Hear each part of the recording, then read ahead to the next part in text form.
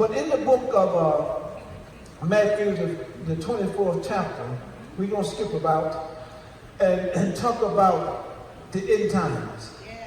And the thing is that even the disciples were concerned about the end times. A lot of time we look at the news, CNN or whatever it may be, but only thing that it's doing is giving us a vision of the end times. Now we know that the world can't see it, but the church should be able to see it. Should be. But the church is living like they don't even see it. And knowing that Jesus is soon. It's amazing when it rains, and the rain keep you out of church, you got an issue. And so, but it's all the condition of your heart. You can come to church every day of the week and still die and go to the devil's hell. But the thing is, but it's time that the gospel has to be preached. A lot of time in the past, when the false prophets came along, and the word said in the last days there will be many false prophets or false teachers. And they began to teach gimmicks, because not the spirit, but the gimmick. But the thing about gimmicks, if you win a person through gimmicks, you got to keep them. So that's why you find out a lot of people don't want to hear the truth. But we need to go back to our old landmark. See, I don't plan things on the weekend in this church. And so people will try to lure you away from the things of God. But in this day and time, you got to be strong. And you got to be strong in the spirit. You got to know what the spirit is saying. But in the book of Matthew, the 24th chapter, that talks about the end times. In the first verse, and it reads, and Jesus went out and departed from the temple. We might want to say departed from the church, left the church. And his disciples came to him for to show him the buildings of the temple. And Jesus said unto them, see ye not all these things?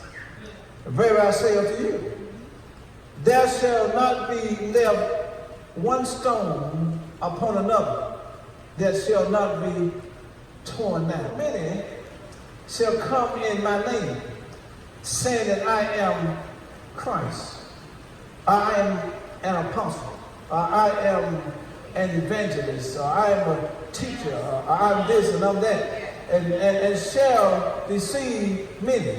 And that's why a lot of people are looking for the signs, when the signs should be falling in. But they are looking for a sign. And you shall hear rumors of wars. See that ye be not troubled. For all these things must first come, but the end is not. People don't love like they used to. Amen. And the thing about that, if you don't love like you used to, chances are you don't have a God that has love. Amen. And the thing is that we are living, and America is known as the New Babylon.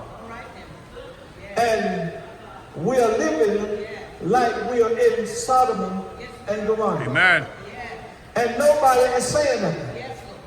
And no preachers is saying nothing because they are afraid, and they're afraid to preach because they're afraid you're going to get offended. Because we're living in this last day. You ever seen that people won't bring their children to church? But the thing about it, if they're not born again, but somewhere, there's going to be some people lost. And some place we don't have to give an account. See, there ain't no excuse. We try to find excuse for things that's going on. See, that's what's wrong with the body of Christ now. There's no excuse. But won't nobody say it. They fall right in the groove with it. That it's okay. No, it ain't okay. Somewhere you're going to have to make a stand. You're going to have to make a stand. But we won't make a stand. We just touch and agree. That's why so much world is in the church. Because we touching and agreeing with it. We touching and agreeing with it because the world is in us. The words that come from among the world. Amen. But we want to come and bring something from the world, but yet still we want to keep one foot in there because some things that we love in the world, because it's satisfying to our flesh.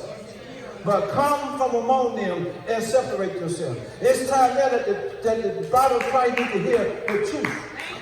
All this smooth stuff is over with. People are dying. People are sick. And most of the body of Christ is sick. What happened when you had faith to believe that God will do this, God will do this, God will do this, God will do this?